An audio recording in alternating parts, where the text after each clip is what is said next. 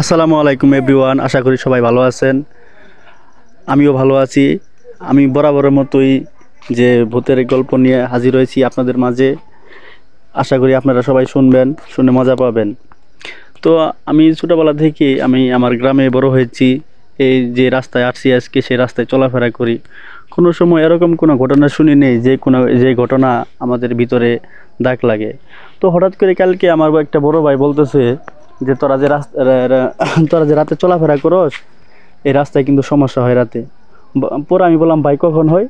সে বলল যে ধর রাতে 10টা 12টা একটা দিক দিয়ে এরকম ঘটনা ঘটে।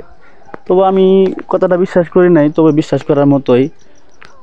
কারণ হচ্ছে কি জানেন, এরকম ঘটনা আসলে সবার সাথে ঘটে না। মানে যার একটু মানে গ্রামের ভাষায় বলে আইস খারাপ, তার সাথেই ঘটে। এর মধ্যে তুলা রাশি আছে, অনেক রাশি আছে। তো তুলা রাশি লোকদের সাথে এরকম ঘটনাটা বেশি ঘটে।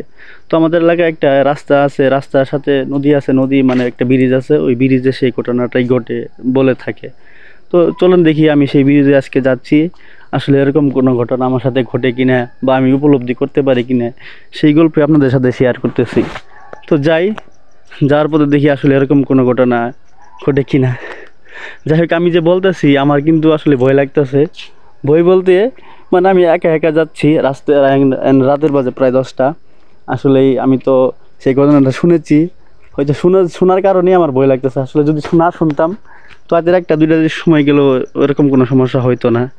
যাই হোক, আমি যাচ্ছি, দেখি কি হয়। আসলে দেখতেই পাচ্ছেন সেই ব্রিজটা এসে পড়ছে। পিছনে অনেক শিয়াল ভুগতেছে, মানে শিয়ালগুলা অনেক চিল্লাপাল্লা করতেছে। আসলে যাই দেখি দেখি কি হয়। আল্লাহ দেখেন, আমার এই যে শরীর দাঁড়াই গেছে, এই যে ব্রিজে এসে পড়ছি। আল্লাহ কি জানি হয়, আপনারা দোয়া করবেন তো আমার কিছু না হয়। যাই দেখি, আমার লোম দাঁড়ায় যাচ্ছে একটু। আল্লাহ, ব্রিজের মাঝখানে এসে পড়ছি। আসলে এরকম কোনো ঘটনা নেই, কিন্তু ও মাই গড, এটা কি আছে?